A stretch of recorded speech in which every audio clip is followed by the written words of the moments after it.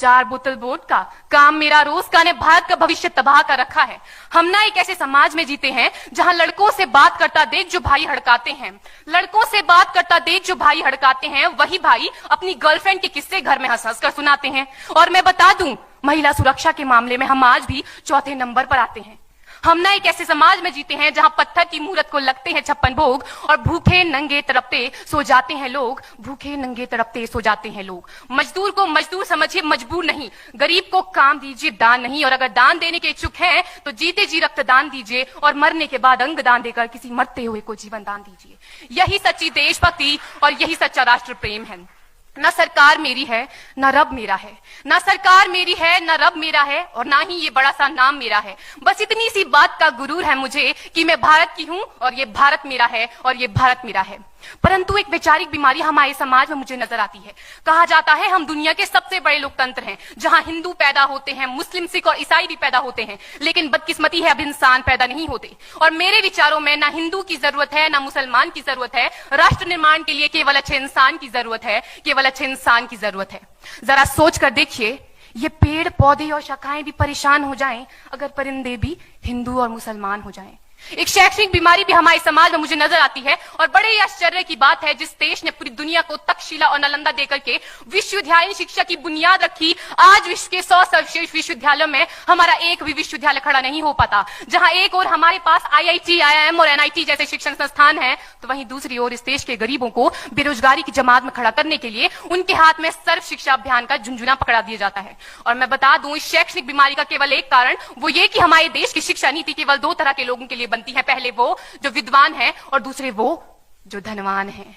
इसी तरह की कई गजब की बीमारियां हैं और इन बीमारियों की जो जड़ है ना, वो हमारा अंधविश्वास। और मेरे विचारों में जब तक इस देश का युवा अपनी सफलता के लिए मंदिरों में जा जाकर नारियल फोड़ फोड़ कर भगवान को रिश्वत लगाता रहेगा, हमारे समाज का शिक्षित वर्ग ही बिल्ली के रास्ता काटने पर खड़े हो जाना, अपने धर्म अपनी जाति को ऊंचा मानकर दूसरों के धर्म की अवहेलना करता रहेगा, तब तक ना तो इस देश से अंधविश्वास खत्म होगा और ना ही हमारा राष्ट्र निर्माण संभव होगा। हमारी संस्कृति, हमारी सभ्यता को दुनिया ने शीश नवाया है, तो क्यों आस्था के नाम पर हमने अंधविश्वास फैलाया है। मेरे विचारों में हमारा राष्ट्र निर्माण तब संभव होगा जब इस देश में महिलाओं की पूजा नहीं, उनकी इज्जत की जाएगी। राष्ट्र निर्माण तब संभव होगा जब हम जाति का आरक्षण नहीं बल्कि सामाजिक सशक्तिकरण पर बात करेंगे। राष्ट्र निर्माण तब संभव होगा जब स्वच्छता अभियान में केवल सरकार नहीं बल्कि सड़क पर चलने वाला हर एक नागरिक हाथ बंटाएगा, स्वच्छ भारत स्वस्थ भारत को दिल से अपनाएगा। असल मायने में हमारा राष्ट्र निर्माण तब संभव होगा जब एक गरीब बच्चा मध्याह्न भोजन के लिए नहीं बल्कि ज्ञान अर्जन के लिए सरकारी स्कूल की चौखट पर कदम रखेगा। और हमारा राष्ट्र निर्माण तब तक संभव नहीं होगा जब तक एक नागरिक नैतिक रूप से सटीन, चारित्रिक रूप से भ्रष्ट, मानसिक रूप से दिवालिया, धार्मिक रूप से अंधा, राजनीतिक रूप से गंदा, स्वैच्छिक मान मूल्यों के आंकड़ों में जिन्न शिन्न पैपंदमयी अखंड भारत को खंड खंड करता रहेगा, तब तक हमारा राष्ट्र निर्माण संभव नहीं होगा। बड़ी बड़ी बातें नहीं, छोटी छोटी कोशिशें करनी होगी, क्योंकि ठोकर हमें पहाड़ से नहीं पत्थरों से लगा करती है।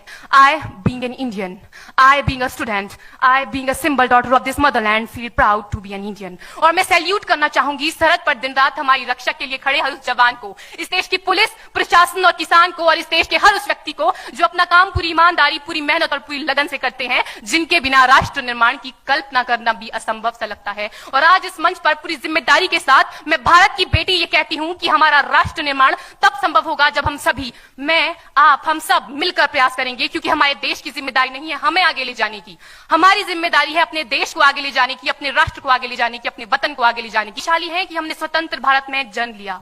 यूं तो आजादी की लौ 1857 में ही जल चुकी थी, जो वर्षाल बनकर 1947 में हमारे देश को आजाद कराई।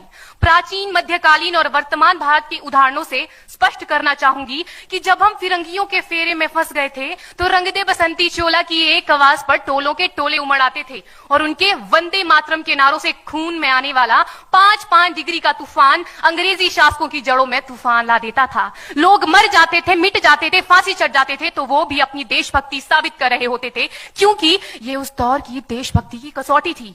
उसके बाद 62, 65 और 71 के युद्धों में अपना सुहाग गवा देने वाली औरत, जब घर के हालात ये हो जाया करते थे कि प्यार भी भरपूर गया, मांग का सिंदूर गया, नन्हे नौनिहालों की लंगोटियां चली गई, छोटी छोटी बेटियों की चोटियां चली गई, बाप की कमाई गई, भाई की पढ़ाई गई, ऐसा एक विस्फोट हुआ पता ही चला नहीं, पूरे जिस्म की ही कई बोटियां चली गई। और आपके लिए तो एक आदमी मरा है साहब, किंतु मेरे घर की तो रोज बावजूद भी एक माँ अपने बेटे को सरहद पर दुश्मनों की धज्जियां उड़ाने के लिए भेज देती थी और उसे पत्र लिखाकर ये भेजा करती थी कि अम्मा ने खत लिखा है बड़े ही चाव से, पुत्र मेरे ना घबरा जाना, 1 इंच भी पीछे ना हटना, चाहे इंच इंच कट जाना, चाहे इंच इंच कट जाना। इस तरह पूरा परिवार अपनी देशभक्ति साबित कर रहा होता था।